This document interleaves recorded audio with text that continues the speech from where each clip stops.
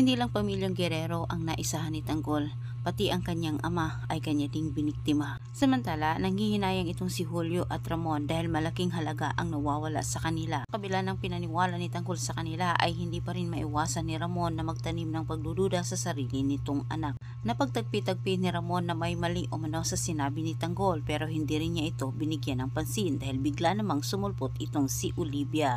Dahil sa galit ni Olivia sa kanyang ama ay nakapagdesisyon ito na sumanib dito sa mga Montenegro. Samantala sa kabilang banda, nagwawala sa galit ang mga Guerrero nang dahil din tuluyan nang nasira ang pangalan ni Roberto. Ngunit ang kanilang sinisisi naman ay itong si Ramon, sinabutahe din umano sila ni Ramon. Wala silang kamalay-malay na si Olivia ang may pakana ng lahat. Alam ni Olivia na siya'y mananalo kung si Tanggol ang kanyang kasama. Ngunit sa kasamang palad, paulit-ulit ito ni Tanggol na tinanggihan. Nais na patakbuhin nila Ramon at Julio itong si Tanggol para kuno maprotektahan ang kanilang negosyo.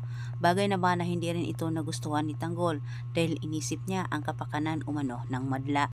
Walang kamalay-malay ang mag-ama na sila'y tinira na ni Tanggol ng patalikod. Ngunit depensa naman ni Ramon, hindi lang umano ang kanilang negosyo ang kanilang maprotektahan kundi ang kanyang sarili dahil siya'y hinahabol umano ng mga para.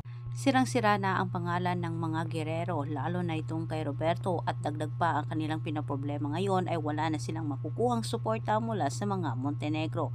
Pera ang kanilang pinoproblema ngayon. Samantala sa kabilang banda, natutuwa ang mga kaibigan ni Tanggol dahil nagtagumpay sila sa kanilang misyon pero hindi rin nila maiwasan na mabahala dahil kapag malaman umano ni Ramon na kanila itong trinidor ay hindi umano magugustuhan ni Tanggol ang gagawin ni Ramon, siguradong magkakasira umano ang relasyon ng mag-ama. Siguradong-sigurado naman itong si Madonna na hindi umano papalagpasin ni Ramon ang nangyari. Gagawa ito ng imbestigasyon para malaman ang totoo. Antabayanan po niyo ang susunod mong update.